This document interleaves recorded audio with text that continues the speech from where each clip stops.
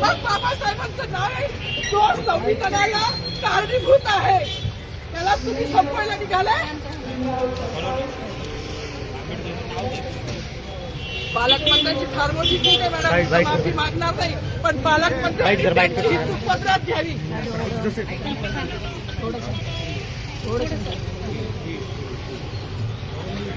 मला मीडियाशी घेणं नाही मॅडम, मला सस्पेंड केलं, मी माळूचे गाड्या उपसी, मी माती काम करीन, पण बाबासाहेबांची ओळख पुसून येणार नाही. मला सस्पेंड करायचं करू शकता मॅडम. बाबासाहेबाला संपवायचं काम करायचं नाही.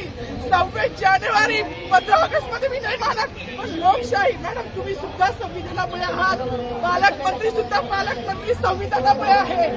कोणताही जाती सगळी समानता त्यांनी दिली आहे. बाबासाहेबांचं नाव आता तरी भाषणात येईल, मग तरी भाषणात येईल. ज्या लोक संविधानाला लोकशाहीला कारणीभूत नाही त्यांची नावं वारंवार घेतली गेली, मग जो संविधानाला कारणीभूत आहे तो प्रजासत्ताक दिनाचा जो मानकरी आहे त्याचं नाव भाषणात का नाही.